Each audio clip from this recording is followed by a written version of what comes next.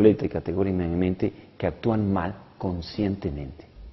Simplemente muchas veces no sabemos el nivel de consecuencias de nuestras propias acciones. Es parte de la condición humana, digamos, ignorante. Todos actuamos y al mismo tiempo no podemos saber a ciencia cierta cuáles van a ser las consecuencias de nuestras acciones. Y muchas veces nuestras acciones pueden dañar a otros seres humanos y pueden hacerlos sufrir. Y muchas veces incluso en una calidad ofuscada, en una calidad de enojo o de frustración, podemos herir a otros seres humanos. Ahora, ese tipo de calidad mental es como un intoxicante que puede llevar a todo tipo de acciones realmente nefastas.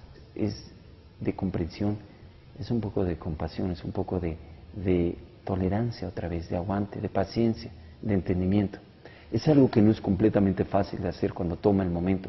Empiezas a dejar que otro nivel de comprensión y de apertura y de empatía se suscite en tu propia mente. Una de las importantes complicaciones que tiene la gente, psicológicamente hablando, para lograr el estado psicológico de perdón es, como acabamos de ver en este momento, pensar que quien verdaderamente cree que le han dañado, quien se da por ofendido, debe alcanzar el estado de perdón. Es decir, mientras usted conciba que le han ofendido intencionalmente, no va a poder perdonar, no va a poder cambiar sus emociones y volverlas a hacer recíprocas hacia su entorno. Pero tiene otra complicación esto, genera la doble moral. ¿Por qué? Porque obviamente si yo soy una persona capaz de dar el perdón a alguien que verdaderamente me ha ofendido, que me ha hecho un daño, de inmediato eso me coloca como una gran persona, como una persona de espíritu elevado, de gran calidad humana, capaz de perdonar a pesar de lo que me han hecho. ¿Cómo puede ser que yo sea tan bueno? Es increíble mi bondad. Por eso yo voy a perdonar a pesar del daño que me han hecho. ¿Nota usted cómo eso realmente es una actitud hipócrita de doble moral que solamente engrandece al ego?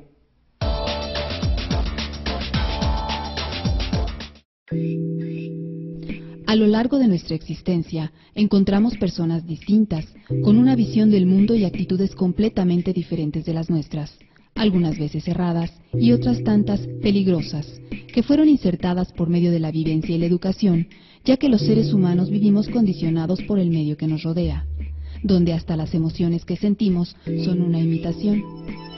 Estas influencias quedan grabadas de tal modo en nuestra mente que actuamos plenamente convencidos de nuestro proceder, dado que así ha transcurrido la vida para nosotros.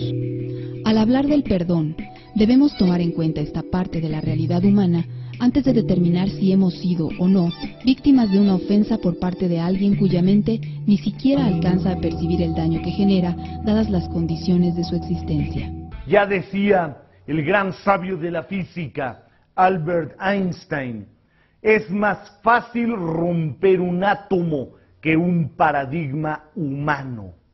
Qué difícil es romper una idea que ha venido dándose en nuestra sociedad de generación en generación. Qué difícil es romper la estructura intelectual con relación a la palabra perdón.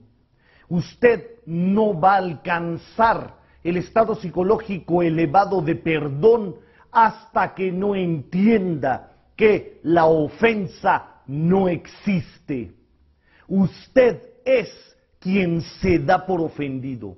Esto se recarga, fíjese con cuidado, se recarga en cierto grado de ignorancia del mundo interior, del mundo psicológico. Mientras usted no se conozca a sí mismo, no va a comprender con exactitud por qué la ofensa no existe. Hay personas que creen que la ofensa sí existe cuando es un acto intencional, no cuando es accidental. Más o menos sí, la gente entiende que si es un accidente es más fácil perdonar. Sin embargo, déjeme decirle algo, aun cuando no sea un accidente, aun cuando sea un acto intencional, la ofensa no existe. Usted es quien se da por ofendido. Y para muestra un botón, puede haber alguien que tenga un accidente automotriz. Usted va a observar el accidente automotriz y de inmediato va a correr a ayudar al que lo necesite, porque observa el accidente, mientras no se meta conmigo. Pero si ese accidente es sobre mí y afecta mis intereses, en ese momento me voy a dar por ofendido, aunque ofensa no haya, puesto que ha sido un accidente automotriz. Y es lo mismo para un acto intencional. Se lo comento en un momento más.